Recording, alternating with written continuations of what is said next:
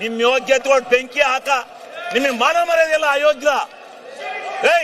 ತೆರಿಗೆ ಹಣದಿಂದ ನಿಮಗೆ ಭತ್ಯೆಗಳನ್ನ ಕೊಡ್ತಾ ಇರುವುದು, ಸಂಬಳ ಕೊಡ್ತಾ ಇರುವುದು, ನೀವು ಕುಡಿತಾ ಇರುವಂತ ನೀರು, ನೀವು ಹಾಕ್ತಾ ಇರುವಂತ ಚಡ್ಡಿ, ನೀವು ತಿಂತಾ ಇರುವಂತ ಒಂದು ತುತ್ತು ಅನ್ನ ಕೊಡ್ತಾ ಇರೋದು ನಾವು. ಏನ್ರಿ ಐಷಾರಾಮಿ ಜೀವನ ಮಾಡ್ತೀರಿ ನೀವು? ಸದನ ಅಂದ್ರೆ ಏನ್ರಿ ತಿಳ್ಕೊಂಡಿದ್ದೀರಿ ನೀವು? ಪ್ರಜಾಪ್ರಭುತ್ವ ಅಂದ್ರೆ ಏನ್ ತಿಳ್ಕೊಂಡಿದ್ದೀರಿ? ನಿಮ್ಗೆ ಒಂದು ಚೂರಾದ್ರೂ ನಾಚಿಕೆ ಮಾನ ಮರ್ಯಾದೆ ಏನಾದ್ರೂ ಇದೆಯಾ ನಿಮ್ಗೆ? ಕೇಳಿಲೆ, ನಿನ್ನ ಹೆಂಡತಿ ತಹಸೀಲ್ದಾರ್ ಬಿಟ್ಕೊಂಡು ಎಷ್ಟೆಷ್ಟು ದುಡ್ಡು ಹೊಡೆದಿದ್ದಿ ಗೊತ್ತಾ ನೀನು? ನಿನ್ನ ಹೆಂಡತಿ ತಹಸೀಲ್ದಾರ್ ಮಾಡ್ಕೊಂಡು ದುಡ್ಡು ಹೊಡೆದಿದ್ಯಾ ನೀನು? ಅಲ್ಲಿ ನಿನ್ನ ಹೆಂಡತಿಯ ತಹಸೀಲ್ದಾರ್ ಬಿಟ್ಕೊಂಡು ದುಡ್ಡು ಹೊಡೆದಿದ್ಯಾ ನೀನು?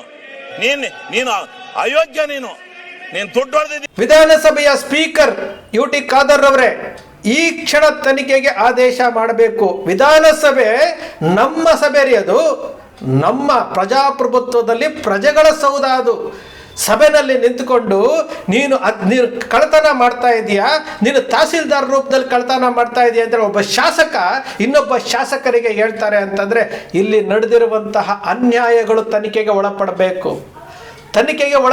ಇಲ್ಲಿ ಭ್ರಷ್ಟಾಚಾರದ ಬಗ್ಗೆ ಒಬ್ಬ ತಹಸೀಲ್ದಾರ್ ವಿರುದ್ಧ ಶಿವಲಿಂಗೇಗೌಡರು ಮಾಡಿರುವಂತಹ ಆರೋಪ ಇದು ಏನಾಗಿದೆ, ಯಾಕಾಗಿದೆ, ತನಿಖೆ ಆಗಬೇಕು. ಇಲ್ಲಿ ಏನೇನು ಮಾತಾಡ್ತಿರ್ರಿ ನೀವು? ನಿಮಗೆ ಯುಟಿ ಖಾದರ್ ಅವರೇ, ಬಸವರಾಜ ಹೊರಟ್ಟಿ ಅವರೇ, ನೀವು ಸಭಾಪತಿಗಳು, ಅಧ್ಯಕ್ಷ ಸ್ಥಾನದಲ್ಲಿದ್ದೀರಿ. ಇಂತಹ ವಿಚಾರಗಳಿಗೆ ಅವತ್ತೇ ಅವರನ್ನು ಸ್ಪಷ್ಟೀಕರಣ ಕೇಳಬೇಕು. ನಾವು RTI ಮೂಲಕ ನಿಮಗೆ ಮಾಹಿತಿ ಕೇಳ್ತಾ ಇದ್ದೀವಿ. ಶಿವಲಿಂಗೇಗೌಡರು ಹೇಳಿರುವಂತಹ ಮಾಹಿತಿ, ಅವರು ಯಾರ ವಿರುದ್ಧ ಆರೋಪ ಮಾಡಿದ್ದರೋ ಅದಷ್ಟು ತನಿಖೆ ಆಗಬೇಕು. ನಿಮ್ಮ ಕಡತದಲ್ಲಿ ಅದು ಸೇರಿಸಿರಲೇಬೇಕು. ನಮಗೆ ಆ ಮಾಹಿತಿ ಹಕ್ಕು ಆಯೋಗದ ಮಾಹಿತಿ ಹಕ್ಕದ ಮೂಲಕ ನಮ್ಗೆ ಮಾಹಿತಿ ಕೇಳ್ತೀವಿ. ನೀವು ಅದಕ್ಕೆ ವರದಿ ನಮಗೆ ಮಾಹಿತಿ ಕೊಡಲೇಬೇಕು. ಇದು ತನಿಖೆ ಆಗಲೇಬೇಕು. ನಿಮ್ಮ ಎಲ್ಲರಿಗೂ ನಾವು ಪ್ರಶ್ನೆ ಕೇಳ್ತಾ ಇರುವಂಥದ್ದು, ನೀವು ಜನಪ್ರತಿನಿಧಿಗಳಾಗೋದಕ್ಕೆ ನಾಲಾಯಕ್ಕಿದ್ದೀರಿ. ನೀನು ಕಳ್ಳ ಅಂತೇಳಿ ಒಬ್ಬ ಶಾಸಕ ಇನ್ನೊಬ್ಬ ಶಾಸಕನಿಗೆ ಕಳ್ಳ ಅಂತ ಹೇಳ್ತಾನೆ, ಭ್ರಷ್ಟಾಚಾರ ಮಾಡಿದ್ದೀನಿ, ಎಲ್ಲೆಲ್ಲಿ ದುಡ್ಡು ಹೊಡೆದಿದೆಯಾ ಅಂತ ಗೊತ್ತಿದೆ ಅಂತ ಹೇಳ್ತಾರೆ ಅಂತಂದರೆ ಸತ್ಯ ಸದನದಲ್ಲೇ ಇದೆಯಲ್ರಿ. ಅಂದರೆ ಎಲ್ಲರೂ ಕಳ್ಳರೇನಾ? ಎಲ್ಲರೂ ಭ್ರಷ್ಟಾಚಾರಿಗಳನ್ನ? ಹಾಗಾದರೆ ಜನರ ದುಡ್ಡನ್ನು ಲೂಟಿ ಮಾಡ್ತಾ ಇದ್ದೀರಾ? ಇಲ್ಲಿ ಶಾಸಕಾಂಗದಲ್ಲಿ ವ್ಯಕ್ತಿಯಾಗಿ ಒಬ್ಬ ಶಾಸಕನಾಗಿ ಒಬ್ಬ ಕಾರ್ಯಾಂಗ ವ್ಯವಸ್ಥೆಯ ಅಧಿಕಾರಿಯ ಮೇಲೆ ಆರೋಪ ಮಾಡ್ತಾನೆ ಅಂತಂದರೆ ಇಲ್ಲಿ ಯಾರದ್ದು ತಪ್ಪು? ಇದು ತನಿಖೆ ಆಗಬೇಕು. ಮುಖ್ಯಮಂತ್ರಿಗಳೇ, ನೀವು ಸಾಮಾಜಿಕ, ಶೈಕ್ಷಣಿಕ, ಆರ್ಥಿಕ ವರದಿಗೆ ಸಮೀಕ್ಷೆ ಮಾಡಿದ್ರಲ್ಲ, ಈಗ ಸಮೀಕ್ಷೆ ಮಾಡಿ ಸ್ವಾಮಿ. ನಿಮ್ಮ ಎಲ್ಲ ಶಾಸಕರುಗಳು, ನಿಮ್ಮ ಎಲ್ಲ MLCಗಳು, MP ಗಳು, ಜನಪ್ರತಿನಿಧಿಗಳು ಆರಂಭದಿಂದ ಇಲ್ಲಿಯವರೆಗೂ ಸಮೀಕ್ಷೆ ಮಾಡಿಸಿ, ಅವರ ಆಸ್ತಿಗಳ ಬಗ್ಗೆ ತನಿಖೆ ಮಾಡಿಸಿ, ಸಮೀಕ್ಷೆ ಮಾಡಿಸಿ ಜನರ ಮುಂದೆ ಇಡಿ. ಇವರು ಆರಂಭದಲ್ಲಿ ಯಾವ ರೀತಿ ಬಂದರು, ಇವತ್ತು ಯಾವ ರೀತಿ ಬಂದರು, ಜನರ ಹಣವನ್ನು ತಿನ್ಕೊಂಡು ಯಾವ ರೀತಿ ತಿಂದು ತೆಗ್ತಾ ಇದ್ದಾರೆ ಅಂತೇಳಿ ಈ ಸಮೀಕ್ಷೆ ವರದಿ ಮಾಡಿಸ್ತೀರಾ ನೀವು? ಏನು ಸದನ ಅಂದರೆ ಏನು ತಿಳ್ಕೊಂಡಿದ್ದೀರಿ ನೀವು? ಇಷ್ಟ ಬಂದ ಹಾಗೆ ಏನು ಧರಣಿ ಮಾಡ್ತಾರಂತೆ ರಾತ್ರಿ ಹೊತ್ತು, ಇವರಿಗೆ ಊಟ ಕೊಡಬೇಕಂತೆ, ತಿಂಡಿ ಕೊಡಬೇಕಂತೆ, ಇವರಿಗೆ ಮಲ್ಕೊಳ್ಳೋಕ್ಕೆ ಹಾಸಿಗೆ ಕೊಡಬೇಕಂತೆ.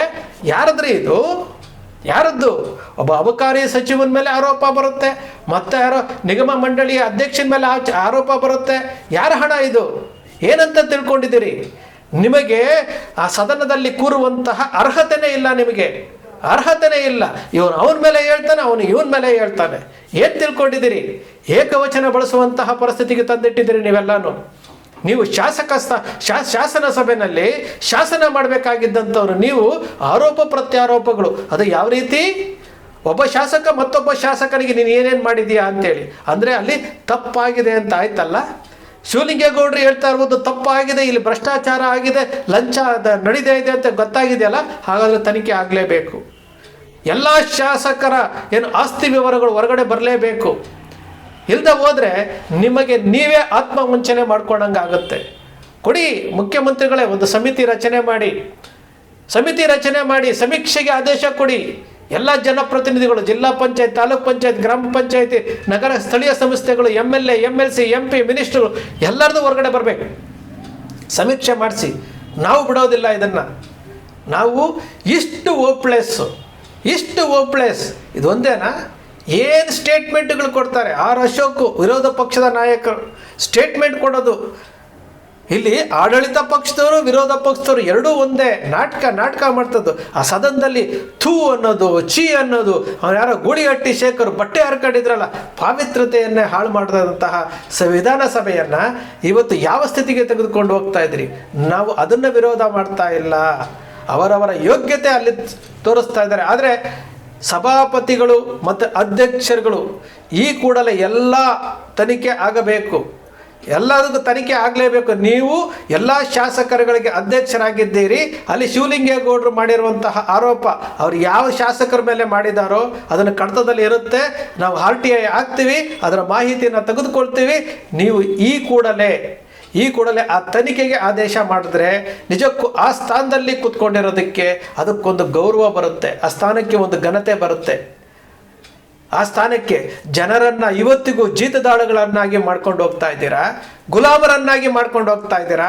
ನೀವು ಹಾಕುವಂತಹ ಒಳಚಡ್ಡಿಯಿಂದ ಹಿಡ್ಕೊಂಡು ಒಂದು ತುತ್ತು ತಿನ್ನುವಂತಹ ಅನ್ನ ನಾವು ಕೊಡ್ತಾ ಇರೋದ್ರಿ. ನಿಮಗೆ ಗಂಟೆಗೆ ಭತ್ಯೆ ಕೊಡಬೇಕು, ನಿಮಗೆ TADA ಕೊಡಬೇಕು, ನಿಮಗೆ ಸಭೆಗಳು ನಡಿಬೇಕಾದ್ರೆ ದುಡ್ಡು ಕೊಡಬೇಕು, ಎಲ್ಲ ಕೊಡ್ತಾ ಇರೋದು ನಾವು. ನೀವು ಮಾಡ್ತಾ ಇರೋದೇನು? ಇಷ್ಟ ಬಂದಂಗೆ ನಾಟಕ ಮಾಡ್ತಾ ಇದ್ದೀರಾ. ವಿಧಾನ ಪರಿಷತ್ನಲ್ಲಿ, ಅಲ್ಲಿ ಲೋಕಸಭೆ ರಾಜ್ಯಸಭೆಯಲ್ಲಿ ಅವರು ಡ್ರಾಮಾ ಮಾಡ್ತಾರೆ, ಇಲ್ಲಿ ನೀವು ಡ್ರಾಮಾ ಮಾಡ್ತೀರಿ. ಜನರು ಮೂರ್ಖರು ಅಂತ ನಿಮಗೆ ಗೊತ್ತಿದೆ. ಯಾವ ಸ್ಥಿತಿಗೆ ತಗೊಂಡೋಗಿದ್ದೀರಿ? ಯಾವ ಸ್ಥಿತಿಗೆ ತಗೊಂಡೋಗ್ತಾ ಇದ್ದೀರಿ ದೇಶವನ್ನು? ಯಾವ ಸ್ಥಿತಿಗೆ ತಗೊಂಡೋಗ್ತಾ ಇದ್ದೀರಿ ರಾಜ್ಯವನ್ನು? ವಿಧಾನಸೌಧ ಅಂತಂದರೆ ಎಲ್ಲ ಶಾಸನಗಳನ್ನು ಶಾಸನ ಸಭೆಗಳಲ್ಲಿ ಏನು ಜನರಿಗೋಸ್ಕರ ಮಂಡನೆ ಆಗಬೇಕೇ ಹೊತ್ತು ನಿಮ್ಮ ಏನು ವೈಯಕ್ತಿಕ ವಿಚಾರಗಳನ್ನು ಅಲ್ಲಿ ತಗೊಂಡು ಬರೋದು, ಅಲ್ಲಿ ಏನು ಭ್ರಷ್ಟಾಚಾರವನ್ನು ಸದನ ಸಭೆಯಲ್ಲಿ ನೀವು ಹೇಳ್ತೀರಾ ಅಂತಂದರೆ ಅಲ್ಲಿ ಎಷ್ಟು ಭ್ರಷ್ಟಾಚಾರ ಆಗಿದೆ. ನೀವು ಜನಪ್ರತಿನಿಧಿಗಳ್ರಿ, ನಿಮಗೆ ಸೇವಾ ಭತ್ಯೆ ಅಂತ ಕೊಡೋದು, ನಿಮಗೆ ಸೇವಾ ಭತ್ಯೆ ಅಂತ ಕೊಡೋದು ಬೇರೆ ಏನಲ್ಲ. ಅದನ್ನು ಅರ್ಥ ಮಾಡ್ಕೊಳ್ಬೇಕಾಗುತ್ತೆ. ನೀವೇನು ಮಾಡ್ತಾ ಇದ್ದೀರಿ? ನಾಚಿಕೆ ಬಿಟ್ಟು, ಮಾನ ಬಿಟ್ಟು, ಮರ್ಯಾದೆ ಬಿಟ್ಟು, ಚೀತು ಅಂದ್ಕೊಂಡು ಇಲ್ಲಿ ಒಬ್ಬ ಕಾರ್ಯಾಂಗ ವ್ಯವಸ್ಥೆಯಲ್ಲಿರುವಂಥ ಒಬ್ಬ ಅಧಿಕಾರಿ ಮೇಲೆ ನೇರವಾಗಿ ಒಬ್ಬ ಶಾಸಕ ಆರೋಪ ಮಾಡ್ತಾರೆ ಅಂತಂದರೆ ಇದು ತಪ್ಪಾಗಿದೆ. ಇಲ್ಲಿಂದನೇ ಪ್ರಾರಂಭ ಆಗಲಿ. ಎಲ್ಲ ಭ್ರಷ್ಟಾಚಾರಗಳು ಹೊರಗಡೆ ಬರಬೇಕು. ಸಿದ್ದರಾಮಯ್ಯನವರೇ, ನೀವು ಏನು ಶೋಷಿತರ ಪರವಾಗಿ ಸಮೀಕ್ಷೆ ಮಾಡಿಸಿದ್ರಲ್ಲ, ನಾವು ಮತ್ತೊಮ್ಮೆ ಒತ್ತಾಯ ಮಾಡ್ತಾ ಇದ್ದೀವಿ, ಎಲ್ಲ ಜನಪ್ರತಿನಿಧಿಗಳು ಅವರಿಗೆ ಎಲ್ಲರಿಗೂ ಸಮೀಕ್ಷೆ ಮಾಡಬೇಕು. ಆವತ್ತು ನಿಮ್ಮನ್ನು ನಾವು ಒಪ್ಕೊಳ್ತೇವೆ. ವಿಧಾನಸಭೆಯ ಏನು ಅಧ್ಯಕ್ಷರು ಮತ್ತು ಸಭಾಪತಿಗಳು, ವಿಧಾನ ಪರಿಷತ್ತಿನ ಸಭಾಪತಿಗಳು, ನೀವು ಬಸವರಾಜ ಹೊರಟ್ಟಿಯವರು, UT ಖಾದರ್ ಅವರು ಇದರ ಬಗ್ಗೆ ಗಂಭೀರವಾಗಿ ಯೋಚನೆ ಮಾಡಬೇಕು, ಗಂಭೀರವಾದಂತಹ ಕ್ರಮ ತೆಗೆದುಕೊಳ್ಬೇಕು. ಎಲ್ಲ ಶಾಸಕರುಗಳು, ಎಲ್ಲ MLCಗಳು ಅವರ ಆಸ್ತಿ ವಿವರಗಳನ್ನು ಏನು ಜನರ ಮುಂದೆ ಇಡಬೇಕು. ಯಾವ ರೀತಿ ಸಮೀಕ್ಷೆ ಆಗಬೇಕು, ಅವರು ಯಾವತ್ತು ಮೊದಲು ಏನು ಕೆಲಸ ಮಾಡ್ತಿದ್ರು, ಅವರು MLA ಆಗಬೇಕಾದ್ರೆ ಎಷ್ಟು ಆಸ್ತಿ ಇತ್ತು, ಈಗ ಎಷ್ಟು ಆಸ್ತಿ ಆಗಿದೆ. ಜೊತೆಗೆ ಈ ಕಾರ್ಯಾಂಗ ವ್ಯವಸ್ಥೆಯಲ್ಲಿ ಸರ್ಕಾರಿ ಸಂಬಳ ತಗೊಳ್ತಾ ಇದ್ದಾರಲ್ಲ ನೌಕರರು, ಅವರ ಸಮೀಕ್ಷೆನೂ ಆಗಬೇಕು.